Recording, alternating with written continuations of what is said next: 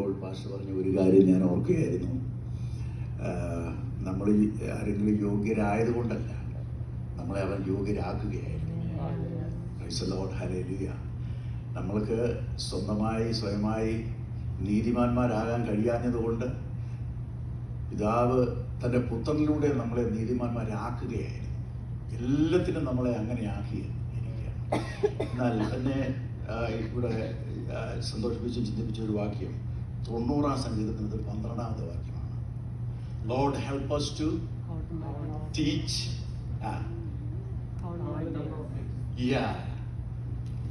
help us to teach us to number my days.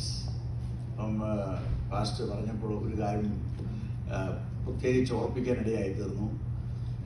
എന്തെല്ലാം ഇനിയൊക്കെ ചെയ്തെന്ന് പറഞ്ഞാൽ തന്നെ അവർക്ക് ഇനി വന്ന് ഞാനൊരു കാര്യം ചെയ്യാൻ വിട്ടുപോയി, അല്ലെങ്കിൽ അല്പം കൂടെ ചെയ്യാം എന്ന് പറയുന്ന ഒരു പ്രോസസ്സ് ഇനി എന്ത് ചെയ്തില്ല, നടക്കുകയില്ല. സ്തോത്രം. എന്നാൽ അത് നമ്മളോടുള്ള ബന്ധത്തിൽ നമ്മൾ അതിനെ ഒന്നുകൂടെ ചിന്തിക്കുമ്പോൾ we have some more days before us.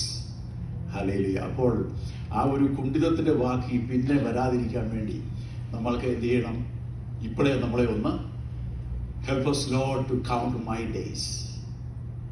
അപ്പോൾ അത് നമ്മളൊന്ന് ചിന്തിക്കുവാണെങ്കിൽ നമ്മുടെ ജീവിതത്തിൽ ഒരുപാട് എന്ത് ചെയ്യും, തിരക്കേറിയ ജീവിതത്തിൽ ഒരല്പം ഒന്ന് വിശ്രമിക്കുവാനും ആശ്വസിക്കാനുള്ളതായ സാവകാശങ്ങൾ അത് മുഖാന്തരം നമുക്ക് ഉണ്ടാകാനിടയായിത്തീരും. അത് നമ്മളോടുള്ള ബന്ധത്തിൽ അത് ഏറ്റവും പ്രയോജനകരമായിരിക്കും. സ്തോത്രം. Hallelujah.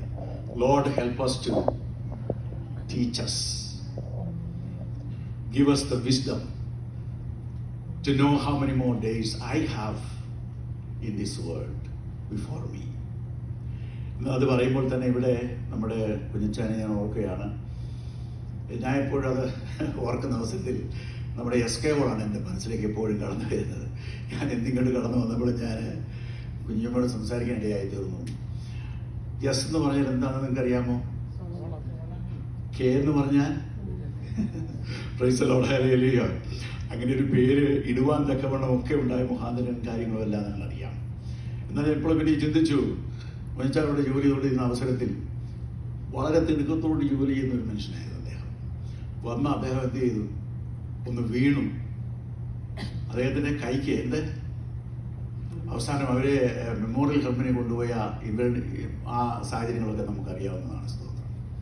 Price the Lord, hallelujah. അതിനെയും പറഞ്ഞ് പ്രിയപ്പെട്ട മനസ്സിലേക്ക് വീണ്ടും ഒരു ദുഃഖം കൊണ്ടുവരാനല്ല ഞാൻ പ്രതീക്ഷിക്കുന്നത്. ഞാൻ ആഗ്രഹിക്കുന്നത് നമ്മുടെ കർത്താവ് നമ്മളെ സ്നേഹിക്കുന്നത് എത്ര ആഴമായിട്ടാണ് നമ്മൾ നോക്കണം.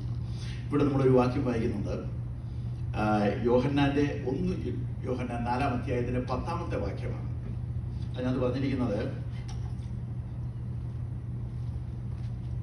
നാം എടുത്തെങ്കിലും വായിച്ചു, നാം ദൈവത്തെ സ്നേഹിച്ചതല്ല,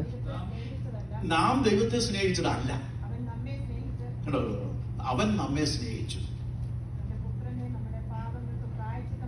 ഒരു മിനിറ്റ്, ഞാൻ ചെയ്തിട്ടുണ്ടിരുന്നല്ലോ, ഞാനാണ് ദൈവത്തെ സ്നേഹിച്ചത്, അങ്ങോട്ട് ഞാൻ സ്നേഹിച്ചെന്നാണ് വിചാരിക്കുന്നത്. പക്ഷെ വചനം പറയുന്നത് അങ്ങനെയല്ല. വചനം പറയുന്നത് എന്താണ്? അവൻ നമ്മെ സ്നേഹിച്ചു. അവൻ നമ്മെ എപ്പോഴാണ് സ്നേഹിച്ചത്? Even before the foundation of the world. Hallelujah. സ്തോത്രം, സ്തോത്രം. അവൻ നമ്മെ സ്നേഹിച്ചത് മാത്രമല്ല, പിന്നെ എന്തുകൂടെ ചെയ്തു? തന്റെ പുത്രനെ നമ്മുടെ പാപങ്ങൾക്ക് പ്രായശ്ചിത്തമാകുവാൻ. Price the Lord. ആ പ്രായശ്ചിത്തം എന്ന് പറയുന്ന പ്രത്യേക പദം നമ്മൾ പരിശോധിച്ചാൽ, He is the propitiation for our sin. അവൻ നമ്മുടെ പാപങ്ങൾക്ക് പ്രായശ്ചിത്തമാണ്. Price the Lord. അപ്പോൾ തന്നെ നമ്മൾ ഓർക്കണം, പാപം അറിയാത്തവൻ, പാപം ചെയ്യാത്തവൻ, പാപമില്ലാത്തവൻ.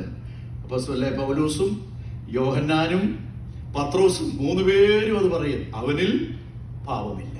അവൻ പാപം ചെയ്തിട്ടില്ല. പാപം ചെയ്തൊക്കെ ആരാണ്? We are the one who. എന്നാൽ അടി കൊണ്ടത് ആരാണ്? ശിക്ഷ അടി എന്ന് പറഞ്ഞാൽ അത് കൊച്ചു പിള്ളേർക്കുള്ളതാണ്. ശിക്ഷ കൊണ്ടത് ആരാണ്? നമ്മള് പാപം ചെയ്തു. പാപമില്ലാത്ത, പാപം അറിയാത്ത, പാപം ചെയ്യാത്ത ദൈവത്തിന്റെ പുത്രന്റെ മേലെ ഈ പാപത്തിന്റെ ശിക്ഷ ദൈവം ഏൽപ്പിച്ചു കൊടുക്കുകയായിരുന്നു. അല്ലല്ലോ? That is what exactly happen. He 1 Corinthians 5:17 അതിന്റെ 21 ലാസ്റ്റ് വാക്യം വായിക്കുമ്പോൾ ഇങ്ങനെയാണ് കാണുന്നത്. He made him who knew no sin to be sin. അടുത്ത വാക്യം എനിക്ക് ഏറ്റവും ഇഷ്ടപ്പെട്ടത്. on our behalf. എനിക്ക് പകരമായിട്ട്. He made him who knew no sin to be sin on our behalf, so that we might become the righteousness of God in him. നാം അവനിൽ ദൈവത്തിന്റെ നീതിമാന്മാരാകേണ്ടതിന് വേണ്ടി. Praise the Lord. Hallelujah. അപ്പോൾ നമ്മളെ എന്താക്കുകയായിരുന്നു? ദൈവം നീതിമാന്മാരാക്കുകയായിരുന്നു. Praise the Lord. നമ്മൾ സ്നേഹിച്ചതല്ല. He loved us first. അവന്റെ സ്നേഹം ഞാൻ കണ്ടെത്തിയത് മാത്രമാണ്. അവനോട് ആ സ്നേഹത്തോട് ഞാൻ പ്രതികരിച്ചപ്പോഴാണ് മനസ്സിലാക്കുന്നത്. അങ്ങനെയുള്ളതായ ആ കർത്താവിന്റെ സ്നേഹത്തെ ഓർക്കുവാൻ നമുക്ക് നൽകി തരുന്നതായ അവസരങ്ങൾ വളരെ ശ്രേഷ്ഠമാണ്. സ്തോത്രം. എന്നെ പിന്നെ സന്തോഷിച്ച യോഹന്നാന്റെ ലേഖനത്തിനകത്തൊരു വാക്യങ്ങളുണ്ട്. അത് 3-ാം അധ്യായത്തിലാണ്. 3-ാം അധ്യായത്തിന് 1 തൊട്ട് താഴെയുള്ള വാക്യങ്ങൾ വായിക്കുമ്പോൾ കാൺമീൻ, നാം ദൈവമക്കൾ എന്ന് വിളിക്കപ്പെടുവാൻ പിതാവ് നമ്മൾക്ക് എത്ര വലിയ സ്നേഹം എന്നുള്ളത് ഒരു ഇൻവൈറ്റഡ് കോമ ഇട്ടതിന് ശേഷം നമ്മൾ അതിന്റെ ഭാഗത്ത് ഇങ്ങനെ അടർത്തിയെടുത്താൽ ആ സ്നേഹത്തിന്റെ പര്യായമാണ് നമ്മൾ ഇവിടെ കാണുന്നത്. എവിടെ കാണുന്നത്? കാൽവരിയിൽ കാണുന്നത്. That was an exhibition. That was an expression of God's love. ദൈവത്തിന്റെ സ്നേഹം, നമ്മളുള്ള സ്നേഹം വാസ്തവത്തിൽ നമുക്ക് കാണണമെങ്കിൽ കാൽവരിയിലേക്ക് നമ്മൾ നോക്കിയേ ഒക്കത്തുള്ളൂ. സ്തോത്രം. അത് കാണുവാൻ ലഭിച്ച ഭാഗ്യത്തിന് അതാണ് ഏറ്റവും വലിയ ഭാഗ്യം. അങ്ങനെ അതൊരു ഭാഗ്യം നമുക്ക് ലഭിച്ചു എന്നുള്ളതാണ് നമ്മുടെ ജീവിതത്തിൽ ഏറ്റവും വിലപ്പെട്ടതായ കാര്യം. Price the Lord. ഹല്ലേലൂയ. അത് കഴിഞ്ഞതിന് ശേഷം പിന്നെ ഇരിക്കുന്നു, നാം അങ്ങനെ തന്നെ ആകുന്നു. അത് കഴിഞ്ഞിട്ട് നാം ഇന്നതാകുമെന്ന് ഇതുവരെ പ്രത്യക്ഷമായില്ല. യെസ്. അവൻ പ്രത്യക്ഷനാകുമ്പോൾ നാം അവനെ താൻ ഇരിക്കുന്നത് പോലെ തന്നെ കാണുന്നതാകൊണ്ട് അവനോട് സദൃശന്മാരാകും എന്ന് നാം അറിയുന്നു. അവിടെയുമല്ല, അടുത്തതാണ് എനിക്ക് എന്നെ സന്തോഷിപ്പിച്ചത്. പിന്നെ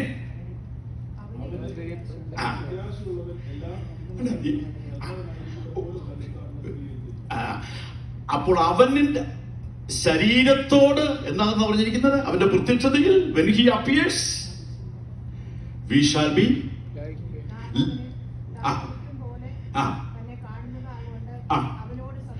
അവനോട് സദൃശന്മാരായി തീരും. സ്തോത്രം. ഹല്ലേലൂയ. ഇത് തന്നെയുമല്ല, പിന്നെയും കൊണ്ട് ഒരു വാക്യം കൂടെ ഉണ്ട്. അവനോട് സദൃശന്മാരാകും തീരും. സദൃശന്മാരാകും എന്ന് പറഞ്ഞാൽ എന്താ? എങ്ങനെയാണ്? അവനെ പോലെ. അപ്പോൾ നമുക്ക് എന്തായിരിക്കണം? അടുത്ത ഒരു വാക്കോട് വായിച്ച് അതിനകത്ത് രഹസ്യം കിടപ്പുണ്ട്. അവനിൽ അവിടെ അതാണ് ആ വാക്യം വിട്ടുപോയാൽ അതിന്റെ ഗ്രാവിറ്റി പോകും. സഹോദരം, അവനിൽ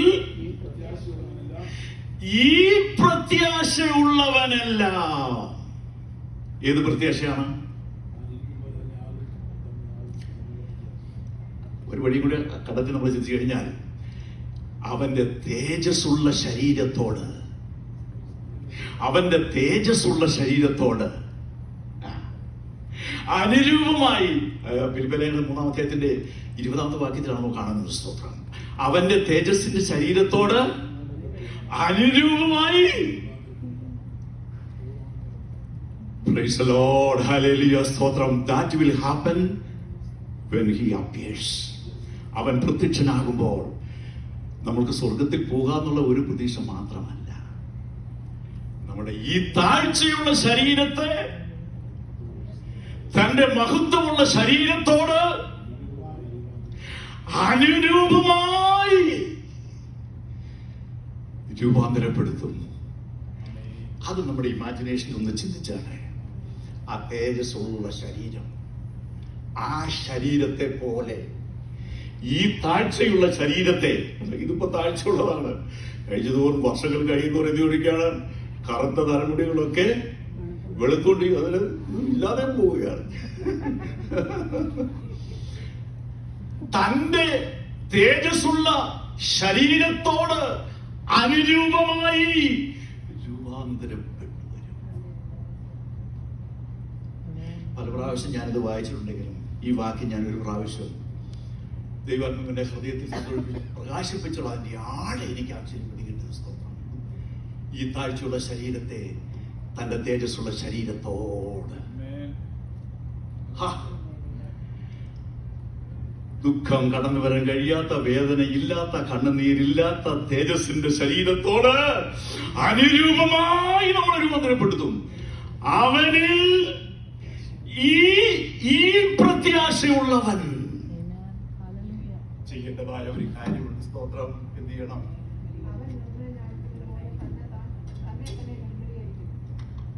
അത് നമ്മോടുള്ള വലിയ ഒരു ദൂതാണ്. സ്തോത്രം. അത് നമ്മളോടുള്ള ഒരു വലിയ ദൂതാണ്. Everyone must hear that. ഞാൻ പലരും സ്വർഗത്തിൽ പോകുന്നൊക്കെ പറ്റി ഞാൻ കേട്ടിട്ടുണ്ട്. എന്നാൽ ഇത് ഞാൻ വളരെ റയറായിട്ട് കേട്ടിട്ടുള്ളൂ. ഈ താഴ്ചയുള്ള ശരീരം തന്റെ തേജസ്സുള്ള ശരീരത്തോട് അനുരൂപമായി,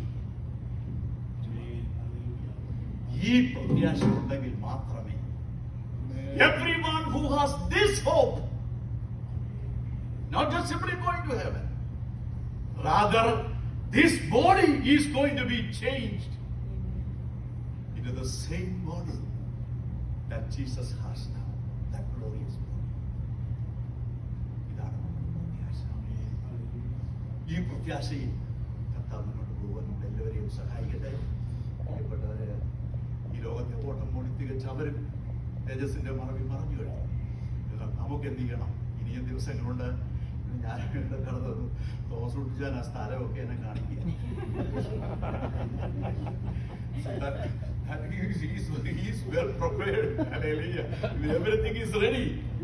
അങ്ങനെയുള്ള റെഡിനെസ് നമ്മുടെ ജീവിതത്തിൽ ഈ ദിവസങ്ങൾ ഉണ്ടായിരിക്കേണ്ടത് ആവശ്യമാണ്. അങ്ങനെയാണെങ്കിൽ ഒരുപാട് വേണ്ടാത്ത കാര്യങ്ങളിലെല്ലാം നമുക്ക് എന്ത് ചെയ്യാനും സമയം ഞാൻ ആരും എടുക്കുന്നില്ല. ദൈവം നമ്മളെ അനുഗ്രഹിക്കും.